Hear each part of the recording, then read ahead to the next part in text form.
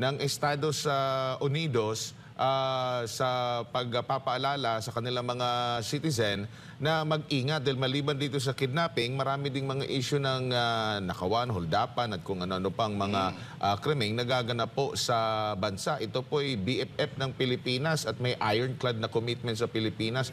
Bakit kaya hindi nila ito yung paimbestigan at sabihan na, oy, fake news yung pinapakalat ninyo US? Alam mo, to the credit of Mr. Remulla, no, Governor Remulla, dati siyang gobernador eh. Alam mo, pag dati kang LGU executive, alam mo kung talagang anong nangyayari on the grounds. And alam niya, umuwi yan sa Cavite, nandun yung anak niya, nandun yung mga kapatid niya. And he knows what is going on the grounds na hindi pwedeng pagtakpan ng paper report, no, ng paper survey or study that crime is down, no? In likewise manner, natutuwa ako dahil at least inaamin ng presidente na may problema, no? Talagang may problema at he's part of that problem. He's the biggest problem actually ng tao kasi walang ibang barometer diyan kasi na masasabi natin except for the actual study made by Pulse Asia where the net trust rating of the president is -10. Malaking problema yun. Now, if the president accept that as a problem and is willing to solve that problem, then good for the country. But the problem is he? Ano ang kanyang balak gawin? Ano ang kanyang steps na gustong gawin? Ito bang pag-appoint kaya pagpo-promote kay Torre ay isang tamang direksyon, a step in the right direction, or it might just exacerbate the situation when people have no trust in the very person he is appointing to lead somebody to head the peace and order campaign in the country, no? Kasi if you remember, nung may isang police general na nag-retire, kamakailan lang ang nagsabi, puro politika ang inatupag ng mga leadership sa PNP na biglang lumalala na, harap-harapan na ngayon. Lumalabas na sa kalye yung mga NPA, yung mga terorista na talagang naghahamon na at na dati-dati ay anong tawag nito, naghihinalo na, ngayon ay nabuhayan pa uli, no? So ito yung mga bagay na dapat tingnan, no? Kasi hindi naman maglalabas, no, ang isang embahada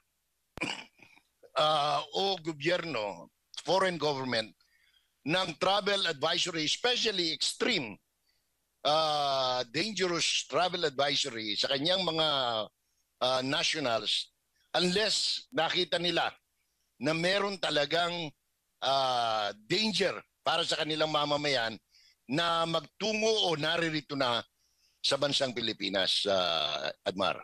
Opo, dito naman tayo sa nabanggit mo na una kanina, itong reconciliation. Ayaw niya ng reconciliation na may tawag nito, may kondisyon. Ano pong masasabi niyo po? Dito siya yung nagbukas dun sa usapin patungkol sa reconciliation. Pero para sa kanya, parang gusto niya, ano na lang, forgive and forget. Alam mo, ang problema siya ang humingi. Siya ang nagbanggit, no? Wala namang, it never came from the other parties, no? Hindi naman si Inday Sara, si Vice President Duterte ang nagsabi niyan. Hindi rin naman ang kampo ni former President Duterte ang nagsabi na they want to reconcile with the Marcoses, no? Siya ang nagbukas sa isang tanong, no? Sa possibilities dahil ang sabi niya, di ba sabi niya, ayaw niya ng may kaaway, ayaw niya ng may kaalitan, no? Gusto niya yung bang happy-happy lang, di ba? Party-party, happy-happy lang, no? So, nung sinabi niyang, nung narinig ko na sabi niya, hindi, makikipag-reconcile ako pero wag kayong magbigay ng kondisyon. O, di ba? Parang addict nga. Parang addict yung ganun mga reaksyon. Magkikipag-reconcile ka, walang kondisyon. Katulad ng Ukraine sa Russia. Basta sasabihin na Russia, okay, sorry na. Bati na tayo, Ukraine ha, sorry na. Pasensya ka na sa mga nangyari. Ganun ba yun? Walang accountability. Walang pam... Siyempre, ikaw ang humingi ng reconciliation eh. Yung other party will give the condition. Walang reconciliation na walang kondisyon anywhere in the world, no? Wala namang ganun eh. Wag na tayong lumayo kahit na sa away na lang na magkasintahan at magsyota o mag-asawa. Palaging may kondisyon yan pag nagre-reconcile. O wag mo nang ulitin ha, okay na ako sa iyo. Di ba palaging ganun eh. Hindi naman pwede yung sige na, patawarin mo na ako. Kalimutan mo na yun. Wala ka na maraming sinasabi. Hindi mo pwede yun. Magagalit lalo yung asawa mo niyan o girlfriend mo, di ba? O yung mister mo. Di ba, nangaloy niya ka pagkatapos sasabihin mo wala nang kondisyon. Ganun yun eh. Opo, dito naman po sa naging pahayag din ni Pangulong Marcos Jr. na parang hindi siya naniniwala doon sa mga survey kung saan mababa yung grado niya. Tingnan daw sa ibang survey. Anong masasabi mo naman dito? Dahil ito, sentimiento ng taong bayan at kung pagbabatayan natin ng mga survey, maliban doon sa pagbibigay ng grado sa mga opisyal ng gobyerno, nandun din yung survey kung ano yung pinakapangunahin nila na pangangailangan. At laging naunguna, pagkontrol sa presyo ng bilihin, kahirapan, peace and order, trabaho. Nagtutugma ito doon sa mga gradong ibinibigay. Noong sa unang interview, kanyang inamin na kailangan na talagang maiparamdam sa taong bayan. Tapos, biglang pihit na naman dito sa panibago niyang naging pahayag, Manong Jay. Alam mo, yan ang problema ng presidente natin, no? Meron siyang acceptance pero mas grabe yung denial niya. You cannot solve the problem pag wala kang acceptance na may problema. Kasi kapareho niyan. Simple lang naman. Gusto niya you want to test the water, Mr. President, where the public trust you. Pumunta ka sa palengke. Yung less anong tawag ito, walang gimmick. Yung ocular ka lang bigla, no? Walang announcement. Makikita mo kung mahal ka ng tao eh. Yun na lang dito na lang example, pag pinalabas nyo, alam ko we have some video. Pupunta siya nung campaign period. Alam mo kung mahal ka ng tao eh. Pagdating mo ran, para kang rockstar. Talagang ang tao sa iyo di magkamayaw. O pupunta siya, anong ginagawa ng nung alyansa? Gagawa sila ng job fair. Mamimigay sila, magpe-pay out sila ng AKAP at iba pang ayuda just to gather the people. Pagkatapos sasara yung gate, parang sa ganun hindi makaalis para pagdating ng presidente marami pang tao. Isa pang example, yun na lang sinisigaw yung pangalan mo. Pero ano ang sigaw ng tao? Yung BBM tapos walang gustong sumigaw. Tapos kung may sisigaw man, Duterte sinisigaw. Alam mo, if you are in denial, you cannot solve the problem. No? Walang pinagkalayo yan sa adik eh. Na sinabi, nak, magparehab ka kasi anong tawag nito para makatulong. So, hindi naman ako adik eh. Tumitira lang ako pero hindi ako adik. Yung mga ganon, ang hirap. Hindi ka makakasolve ng problem. Tumitira lang ako, hindi kami adik. Tumitira lang kami, hindi kami adik. Hindi rin kami nagbebenta, nagsishare lang, ganun. Anong ibig sabihin no? You cannot find solution to somebody or to a situation where you don't accept that there is such a problem, no? I just hope the president realizes that because ngayon, di ba nagka-cancel nga sila? Dito na lang, pumunta ng Alabel. Pinagbawalan yung media na pumasok.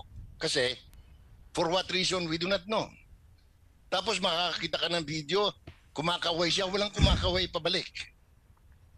So, ano pa bang pruweba ang gusto mo, Mr. President? Para sabihin, alam mo, mahirap. Sa totoo lang, ang hirap ng spin, no? Kung spin doctor ka man, o PR man ka, o crisis manager ka. Kaya ngayon problema nila, walang gustong tumanggap ng communications. Kaya ako, nagre-recommenda na nga ako, yung mga alam kong loyal pa rin sa kanila, no? Katulad ni kaibigan kong si Leslie Bocobo, no? Isang manunulat. Kasi balita ko, tinanggihan din ito niya yung offer to the communications. Hindi naman effective si Jay Ruiz. Although si Jay Ruiz, kapamilya pa nila yan, ha? Related pa sa mga Marcos yan. Wala namang kredibilidad. Ako, kaibigan ko si Attorney Claire Castro, pero unfortunately, whenever she's fast becoming the laughing stock of everybody. No? Every time she opens her mouth, contempt ang tao, contemptuous na sa kanya. Ay, hindi na sila nagpapaniwala dahil walang credit, walang credibilidad eh. So, yun ang problema natin, no? Ang dami naman nilang pwedeng kunin. Nandiyan si Jared Pulido. Kung gusto nila na walang kakwenta-kwenta yung pinagsasabi araw-araw, no? Nasa kanila yun. Pero, yun nga ang problema nating malaki. Dahil isang araw sasabihin ng presidente, tanggap niya may problema. Sa susunod na araw sabihin niya wala namang problema. Saan pupulutin ng bansang ito kapag kaganyan yung... Although ako, I am not surprised, no, Admar, kasi from day one of his presidency, he has become consistently inconsistent and inconsistently consistent, no? Ang galing po ni Manong Jason sa consistently inconsistent, inconsistently consistent. Ang galing no? Paano niya naisip yun, no? Di ba? Opo, ito pang isa pang Sir Jay na balita din na kung saan kung may bagong PNP ay yung mga nag-submit ng kanilang resignation o courtesy resignation sa Pangulo ay nanatili pa rin. Tulad na lamang, batay nga sa anunsyo kahapon ni E.S. Bersamin, ay yung pagbibitiw, hindi tinanggap o tinanggihan nga ni Pangulong Marcos Jr. yung pagbibitiw ni na DOJ Secretary Jesus Crispin Remulla, DILG Secretary John Vic Remulla at DND Secretary Gilbert Chodoro. Alam mo, sa totoo lang, dalawa pa lang ang talagang pinapalitan niya eh. Dalawa pa lang, yung chairman ng CHED at saka yung Solgen. No? Wala naman siyang ibang pinalitan eh. Kadali-dali naman yun. Kung tinawag na lang niya, oy, Prospero, halika nga rito. Total, nakaserve ka na ng matagal dyan sa CHED. Papalitan na kita. You don't have to call for a general resignation. Courtesy resignation of everybody. Alam mo, optics yan eh. Pakitang tao pagka ganyan, no? And it doesn't speak well of leadership, no? Pagka ganyan, gusto mo lang pala magpalit ng Solgen, di sinabi mo lang sana, oy, Nards, halika nga, punta ka sa opisina, usap tayo. Gusto ko lang magpasalamat sa iyo kasi alam mo, dami, ayaw na kitang para makapag-practice ka ng maayos sa loo mo, bigyan na natin sa iba muna yung Solgen. Ang dali-dali naman eh. Isipin mo, magigimi ka, pare-resign mo lahat, pagkatapos wala ka naman palang papalitan. Actually, kahit naman sa human settlements, hindi naman siya nagpalit eh. Nilipat lang niya anong pangalan nito? Yung... Acuzar. Si Acuzar, dahil unang-una, matanda na. Pero ang pinalit, tao rin ni Acuzar eh. Contractor din eh. Di ba? So, wala rin. So, wala. Do you expect kakayanin ni Aliling na magpatayo ng 1 million houses in 1 year? Wala. Unang-una, walang pera. Wala nang pera gobyerno eh. Ang deficit spending natin nasa 415 billion first quarter pa lang. Kaya nga tayo utang, kaya nga ang gobyerno utang ng utang, no? No. Meron pong bagong video ngayon ng si Bongbong Marcos kasama niya yung kanyang asawa at saka dalawang anak. Siguro ito yung sagot nila doon sa birthday ni BP Sara. No? Nagkaroon sila ng tinatawag na parang press con, ganun. Di ba? Huli na lang, Sir Jay, sa tingin mo, sa natitirang mga taon ng panunungkulan ni Pangulong Bongbong Marcos o ng Marcos administration, nakikita mo bang makaka-recover pa tayo? May mga pagbabago pa ba naaasahan ng taong bayan? Pagdating sa pangunahing bilihin, kinakailangan maghigpit pa tayo lalo ng sinturon. Kasi wala akong nakikita kasing dahilan para mabago yan. Dahil unang-una, ngayon pa lang, ang presyo lang ng bigas ng palay, no? kaming mga magsasaka, kaming nasa bukid, maangal na wala na, halos 13 pesos na lang per kilo. Ang production cost nasa mga 17 pesos na. So sino pa magtatanim ng palay? Kung iasa naman natin sa importer, ang makikinabang lang naman dyan yung mga kliyente ni First Lady sa kanilang law office ng mga importer ng bigas at smuggler ng bigas. No? So yan, isa pa yan. Ngayon kung sa crime, I don't know. No? I don't want to prejudge Nick Torre.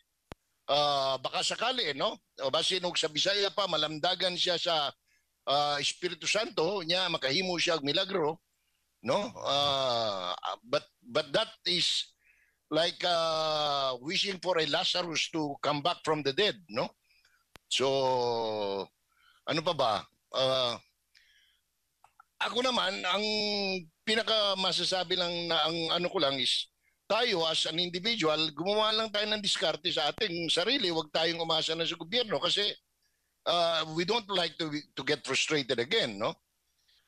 But pwede pa ba? Pwede naman kung gugustuhin niya, no? Kung gugustuhin niya, pagkakaisa ng bansa, madali, no? Ang dali-dali niya kung ako ang gagawa, unang-una, sige, ba't tayo nagkakaway kasi politika. Sige, ano ba sabi ng ICC? Kinakailangan ng state na tatanggap kasi palalayain nila si Di sabihin na, sige, we're willing to get him back. Di ba? Mr. Duterte, send him tomorrow. We will welcome him. Tapos, I will sit down, I will convene the National Security Council inviting all former presidents, including the incumbent vice president, para magkaisa na tayo. Pwedeng gawin Lahat ng ito pwedeng gawin, no? Sasabihin ko lang naman, no, Boying Rimulya, ni-retain na kita.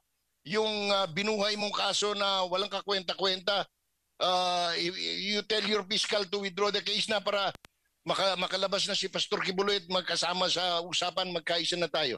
Pwede naman yun Ang problema is he willing to do that? Yun ang more important question. Because if he's not willing to do all these things na pinag-uusapan natin ngayon, let's forget it. No, walang kapag-apag-asa ang bansa natin. But if he's willing to take the steps na para sa kabubuti ng bansa, pwede. Wala naman imposible rito. Sabi pagka lalo na sabayan natin ng dasal yan, magagawa at magagawa lahat Opo. Yun lang po. Alright, maraming salamat Sir Jay sa inyong pong oras at sa pagbibigay po ninyo ng impormasyon ngayong umaga. Sa ulitin po, mabuhay po kayo Sir Jay.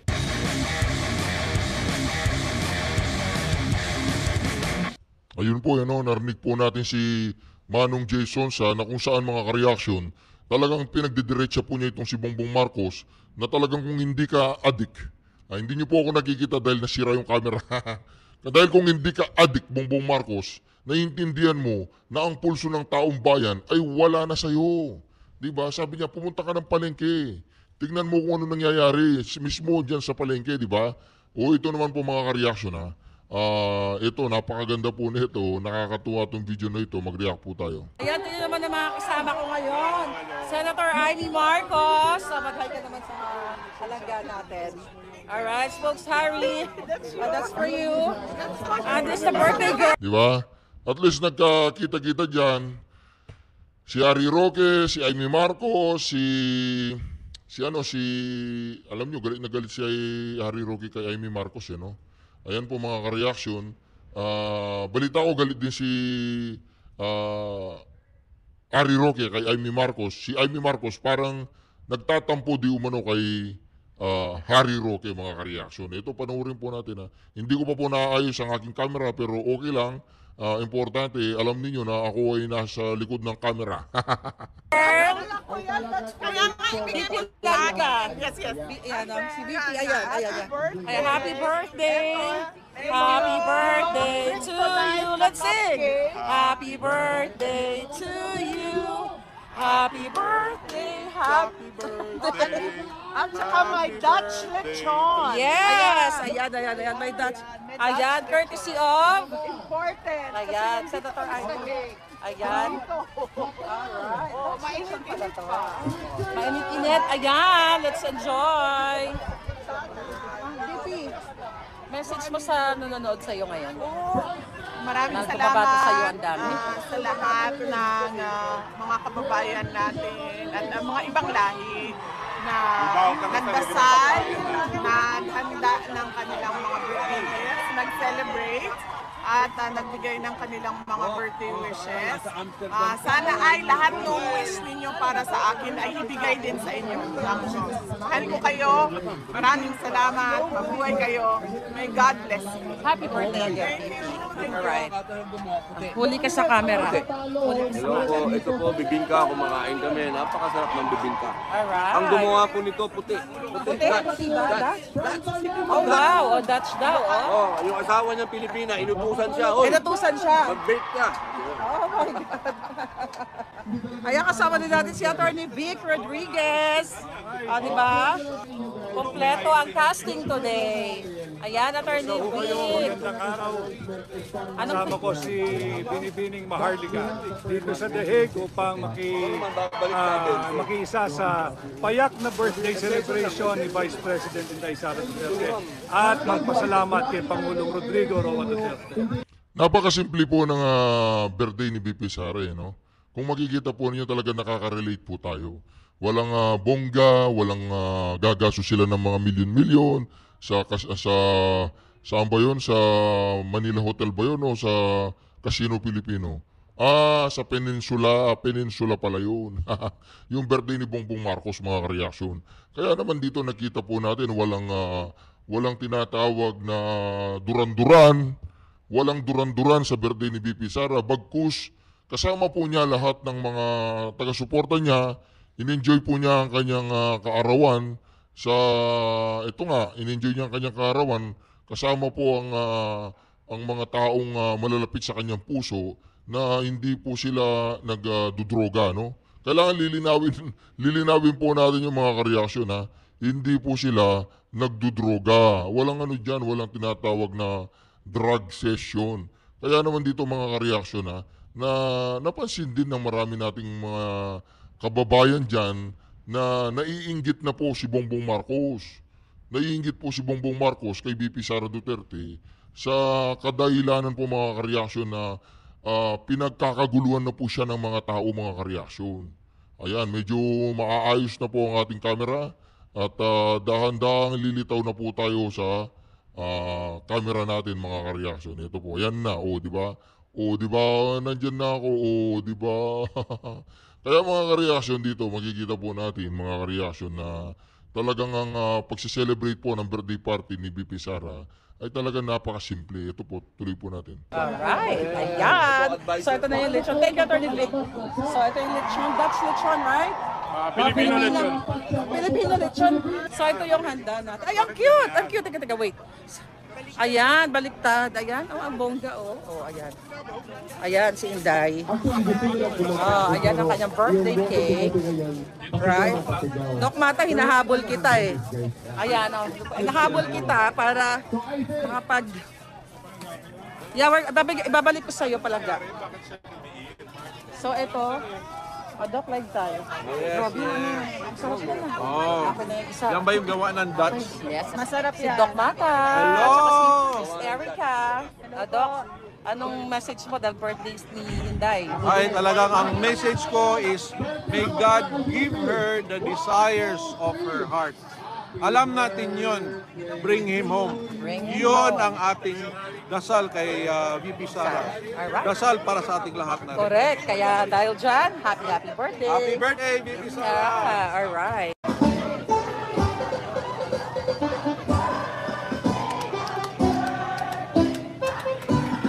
Day to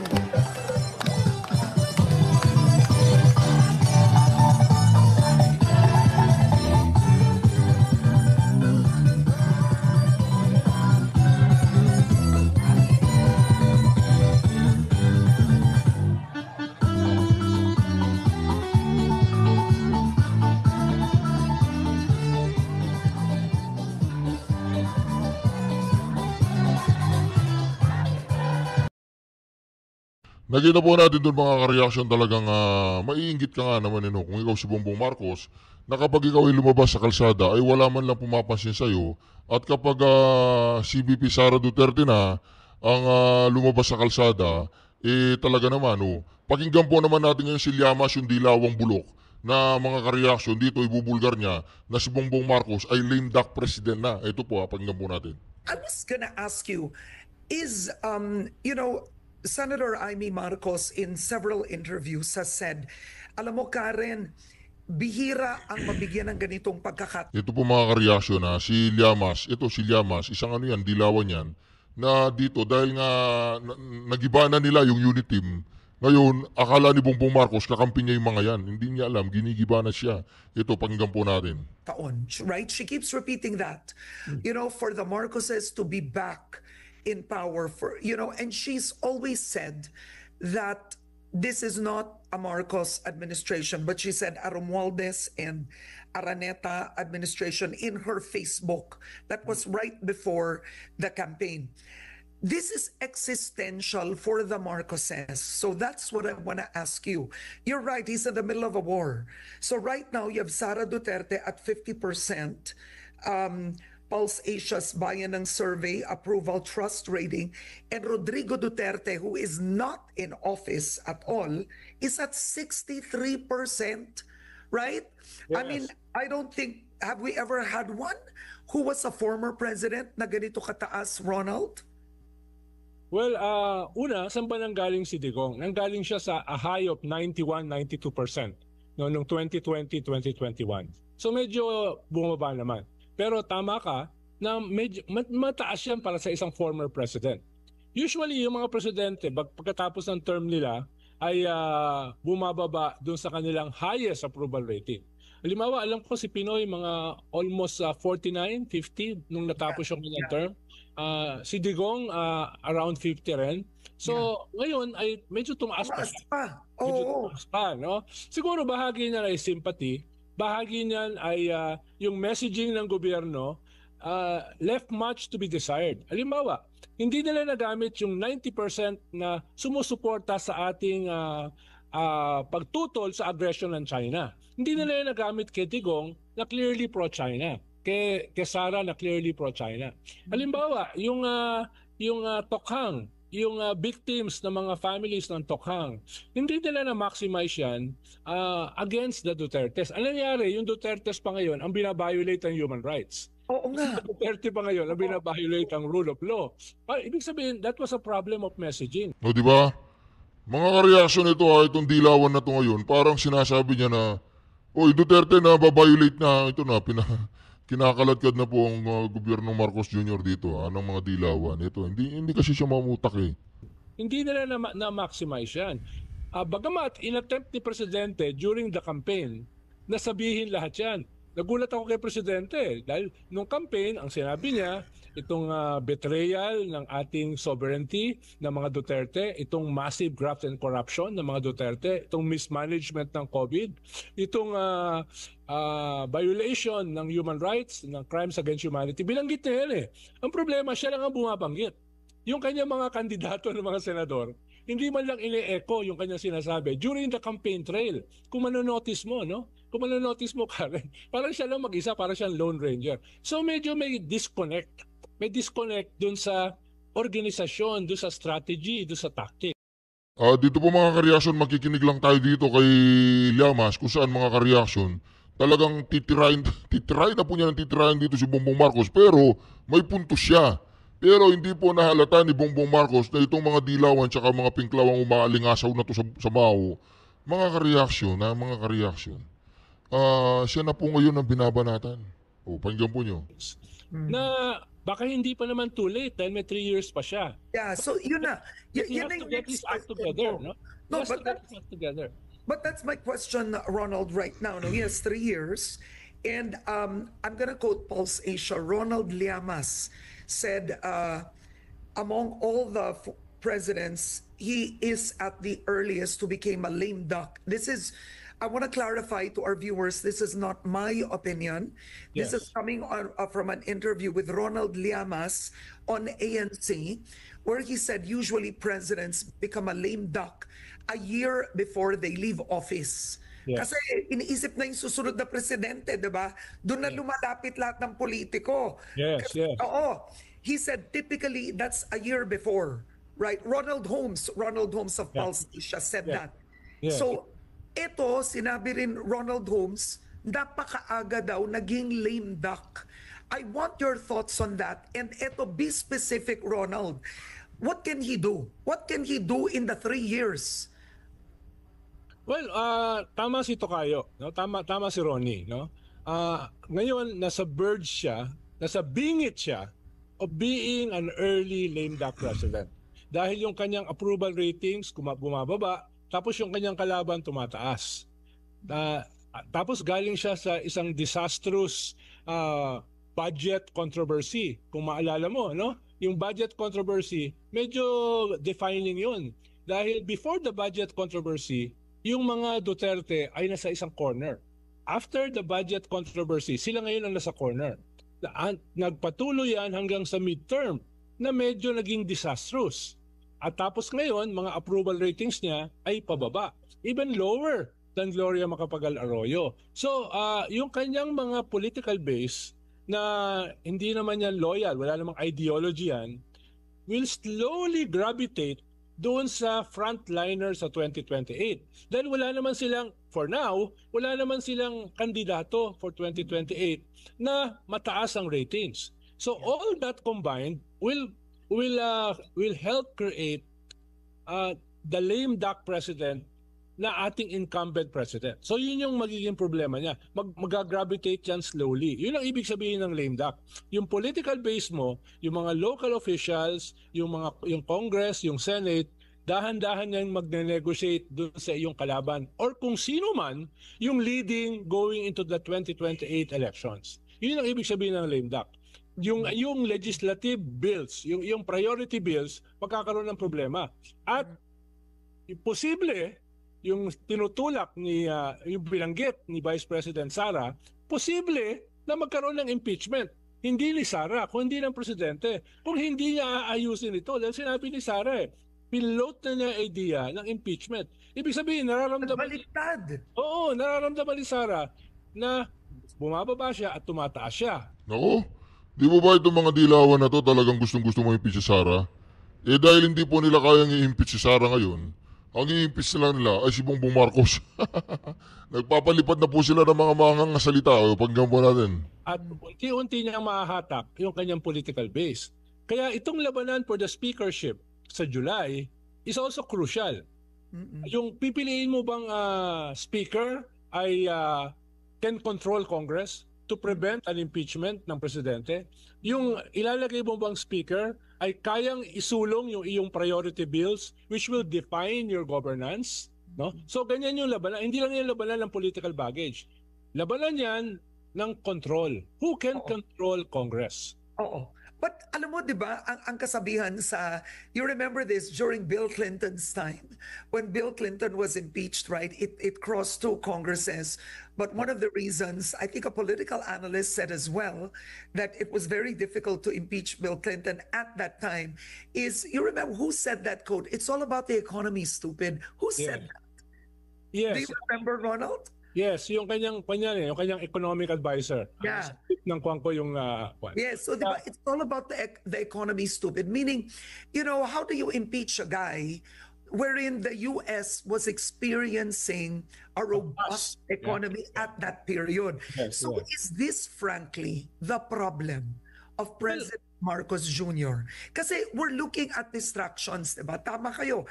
He's at war with the Dutertes, but if the economy were doing so well, alam mo, if the 2025 budget was not mangled the way it was, tanggalan mo ba naman ng 12 billion ang DepEd? Saan ka ba naman nakarinig nun in the history? Ang tanong ko, would he be experiencing this? Yes. Again, eksakto yung sinabi mo, Karen, no? Halimbawa, yung ating growth target Dati 7%, bumaba sa 6, ngayon 5. Hindi ko na alam kung ano target ngayon, no? Pinagmamalaki natin 2 years ago na tayo yung fastest growing economy dito